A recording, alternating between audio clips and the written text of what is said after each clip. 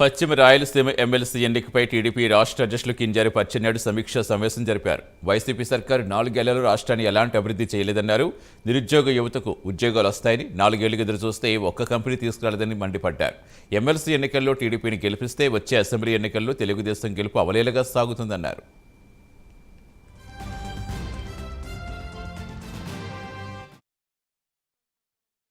Telugu Desam party కుటుంబ సభ్యులారా, జిల్లా నరుచెలగల నుంచి విచ్చేసినటువంటి సోదర కార్యకర్తలారా, పాత్రికేయ మిత్రులారా, అందరికీ పేరు పేరున హృదయపూర్వకమైనటువంటి నమస్కారాలు, అభినందనలు తెలియజేస్తున్నాను. చాలా సంతోషంగా ఉంది. అనంతపురం జిల్లా అంటే తెలుగుదేశం పార్టీకి కంచు కోట అని చెప్పి మీ అందరికీ తెలియజేస్తున్నాను. తెలుగుదేశం పార్టీ పుట్టిన తరువాత 40 సంవత్సరాల సుదీర్ఘ ప్రయాణంలో ఎన్నో కష్టాలు వచ్చాయి, బాధలు వచ్చాయి, ఇబ్బందులు వచ్చాయి, ఓటములు వచ్చాయి, గెలుపులు వచ్చాయి.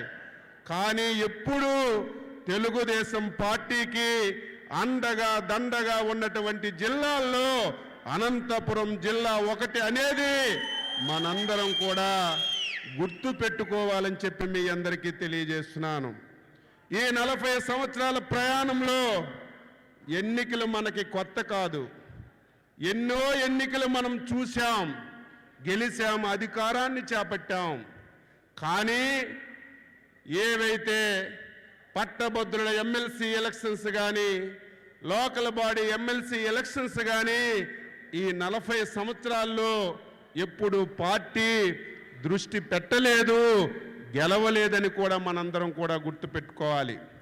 ఈ ప్రభుత్వం పైన అన్ని వర్గాలు వ్యతిరేకంతో ఉన్నారు.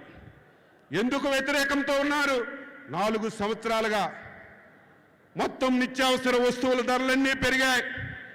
పెట్రోలు, డీజిలు ఎంత దారుణం అంటే, మీ జిల్లాలో సిగ్గు మాలినటువంటి ముఖ్యమంత్రి ఎంత దారుణం అంటే, పక్కనే బెంగళూరు నుంచి డీజిల్ తెచ్చి ఇక్కడ ఆర్టీసీ డిపోలకు అమ్ముతుంటే కళ్ళు మూసుకొని ఉన్నటువంటి ఈ ముఖ్యమంత్రిని ఈ ప్రభుత్వం